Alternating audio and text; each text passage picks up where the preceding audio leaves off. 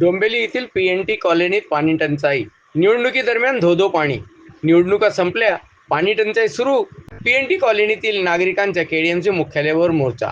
मुख्यालयाच्या प्रवेशद्वारावर जोरदार घोषणाबाजी. पाईपलाईन फक्त नावापुरतीच का? केडीएमसी प्रशासनाचा अजब कारभार.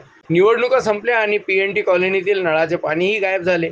टँकर माफियांचे खिसे भरण्यापेक्षा नागरिकांना हक्काचे पाणी द्या, कायमस्वरूपी तोडगा काढा, अन्यथा आंदोलन अधिक तीव्र होईल. दिवस झाले आमच्या पीएनटी कॉलनीमध्ये बऱ्याच बिल्डिंग आहेत, त्यांना कंटिन्युअस पाणी येत नाहीये. निवडणुकीच्या आधी पण तीच परिस्थिती होती, पण नवीन निवडणुकीच्या वेळी 1.5 महिना आम्हाला चांगलं पाणी आलं. त्याच्यानंतर आमचं जे पाणी गायब झालंय त्यात 25 दिवस झाले आम्हाला पाणी येत नाहीये.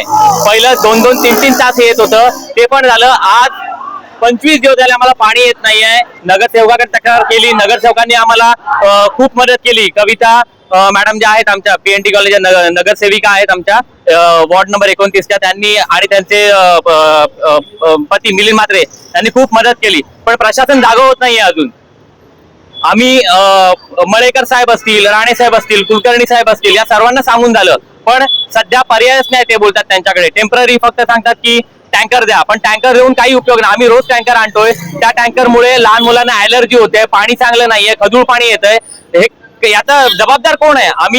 आम्ही तुम्हाला पाण्याचं बिल भरतोय, दरवर्षी बिल भरतोय, सगळे टॅक्स भरतोय, तरी आम्हाला पाणी देत नाही. पाणी जीवनावश्यक गोष्ट आहे, तरी पण केडीएमसी आम्हाला देत नाहीये. उपयोग काय आहे मग याचा?